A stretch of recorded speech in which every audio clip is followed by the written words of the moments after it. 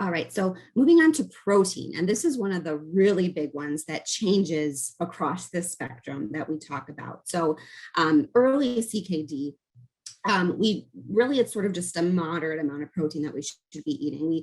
We think in the nutrition world, we think about protein in terms of how many grams of protein per kilogram body weight that you should eat.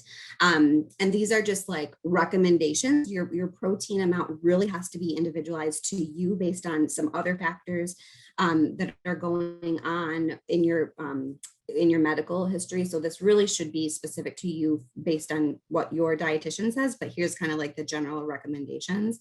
Like I said, early CKD, we've got sort of a moderate amount of protein. And then if GFR does go down and we progress to advanced CKD, then we actually want to go much lower in protein. So here I put 0.6 to 0.8, but you can go even lower, going lower to like 0.4 even grams per kilogram with something called keto analogs.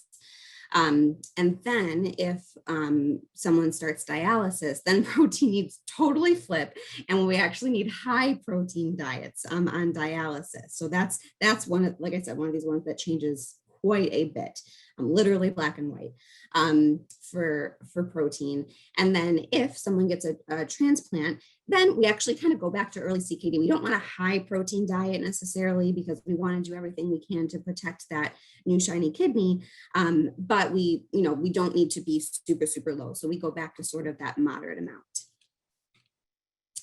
All right, so where does protein come from?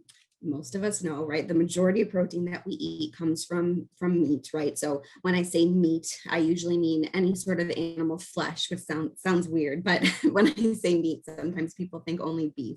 But really, beef or meat or poultry, chicken, pork, fish, all those things actually have about the same amount of protein per ounce in them.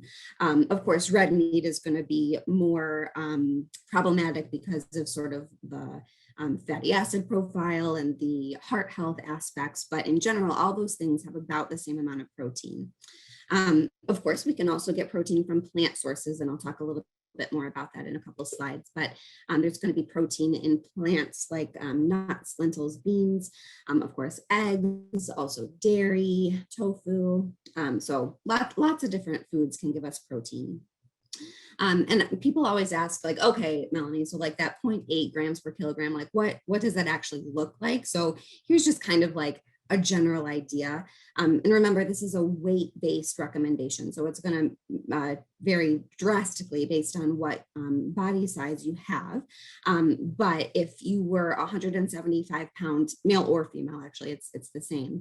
That's going to equate to about 64 grams of protein per day. Yes, so keep that in mind, that 64 grams.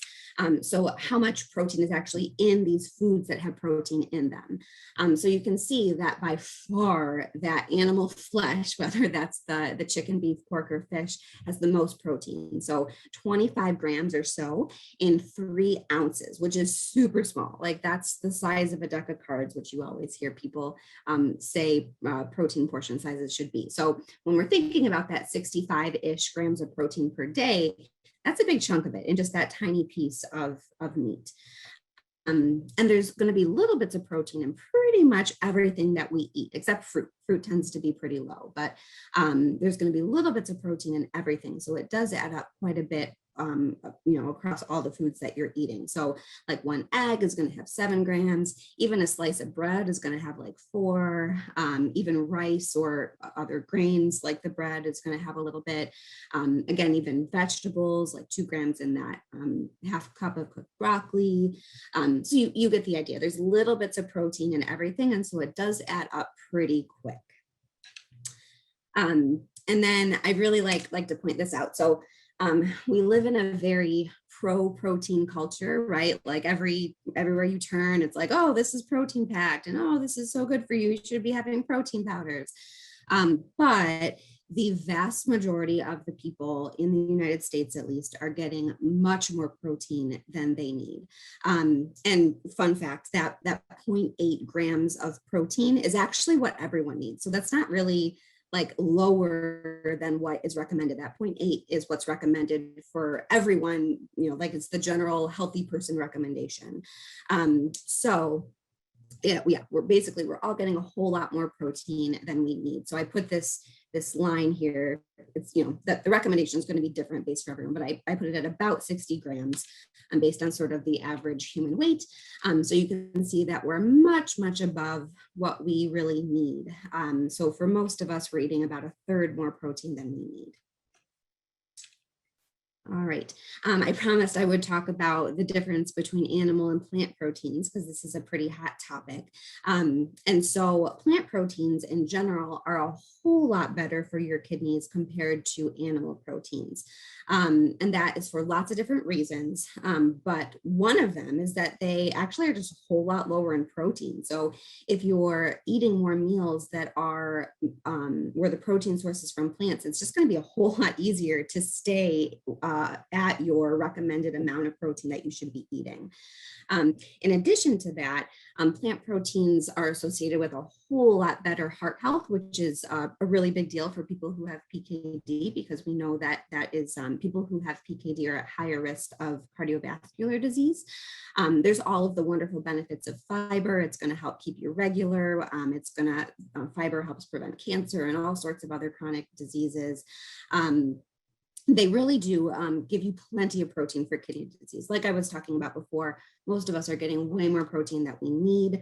You don't need to be worried about not getting enough protein if you switch to a more plant-based diet. And then another big thing that benefit of plant proteins is that they produce a lot less acid, which is sort of a weird concept. But the reason that protein in general is one of the reasons that protein is so harmful to kidneys is that it produces acid during its metabolism. So the more protein we eat, the more acid is produced that our kidneys have to deal with, and they don't like that very much. And so a higher diet acid load is associated with a faster progression of kidney disease. But plant proteins are much, much, much less acidic compared to animal proteins. And in fact, some of them even are kind of the opposite, a little bit basic, or generally they're neutral. And so the more plant proteins or the more you switch from animal to plant proteins, the lower you can get this dietary acid load.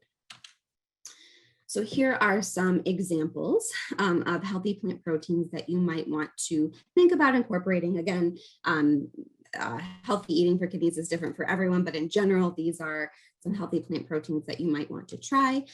So we have tofu, nuts and nut butters, beans, lentils, seeds, whole grains, seitan, and peas. So lots of different options for you. All right, so I'm not saying that every single person with PKD needs to go on a vegetarian diet. I realize that's not realistic and some people don't want to do that, and that's totally cool.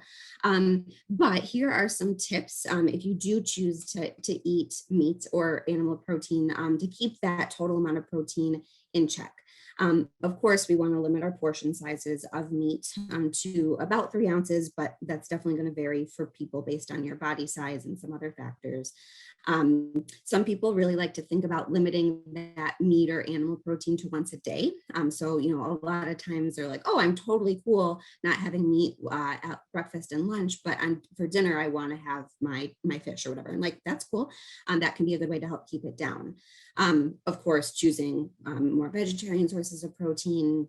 Another big one is thinking about making sure or thinking about only choosing one protein source per meal. So I feel like this comes up a lot with beans. Like beans are wonderful for your kidneys. But if you're having like pork and beans, then that's sort of just adding a whole bunch of extra protein that you don't need. So instead trying to choose maybe the pork or the beans, or maybe you have like a salad that has nuts and chicken on it. So maybe choosing just one or the other to help keep the protein in check. Of course, definitely avoiding protein powder shakes, nutrition drinks, all those types of things, because for most people, those are just adding unnecessary protein to your day. Again, most of us are getting more than we need. Think about trying to plan your meals around either a healthy carbohydrate or vegetables instead of the protein. So, a lot of times we think, oh, what am I having for dinner? I'm having chicken for dinner. But like try to switch that and try to think about, oh no, I'm having XYZ for dinner instead of that. And another thing is making sure that snacks aren't adding a whole lot of extra protein to your day. So I really think fruit is like the perfect snack because it's portable, it's easy, it's a great source of that. Of the antacid, it's a great source of alkali. But anyway, so just making sure that you are choosing healthy snacks as well.